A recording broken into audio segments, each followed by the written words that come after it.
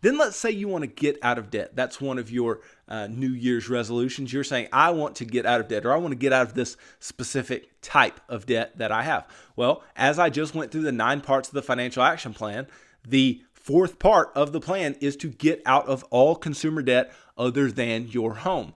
And so it's right there in the plan. Get out of debt. But what the plan does is it puts you in a good position to be able to get out of debt. And so you see, before you are putting all of your income that you have left over towards these debts and working a debt repayment plan, which we've talked about several times, which is nothing more than listing your debts from smallest to largest in amount, attacking the smallest with all extra money that you have until it's paid off, and then rolling the minimum payment and the extra you're putting on that into the next debt and the next debt and the next debt, and continue to pay them off and continue to snowball down your debts. That is what you are looking to do in that particular place. So as you are in that fourth step of the financial action plan, then that is what you are looking to do. You're looking to pay off your debts in that particular way. So any debt that you want to get paid off will obviously be in that debt repayment plan. And so you shouldn't have an issue with getting through any debts that you need to get through. But you'll also be in a place of some relative strength financially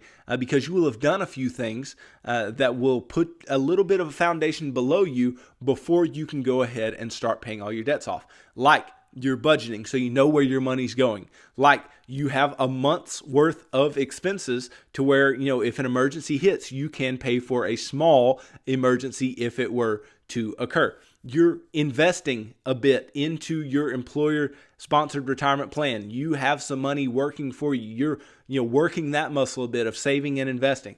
And so you have that little bit of foundation set, that those little foundational things that we want to do, and then you begin attacking your debts. And then you get all those debts paid off, and then maybe your goal is to pay off your house. Maybe that's the debt that you want to pay off. Well, we do that once we have done all of those things, paid off those consumer debts, then got to the point where we save 4 to 6 months of expenses into an emergency fund.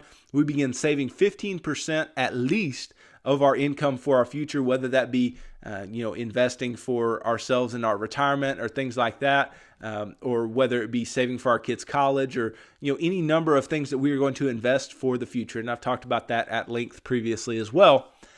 Then you get to the point where it's like, okay, while you're doing that, you should simultaneously be throwing any other money that you have left over onto your house to pay off your house early. And so right there is, if you want to pay your house off, that's where you should be. That's where you should be pouring money onto paying off your house. So if you want to pay off your house and yet you're not in a place where you have paid off your consumer debts, you're not in a place where you have an emergency fund, things like that, the financial action plan gets you to that place of strength, that place of good financial strength, where you're doing all of the right things. You have no debt, you have money saved, you are investing for the future, and now you can get down to the business of paying off what is likely your biggest expense, which is your home.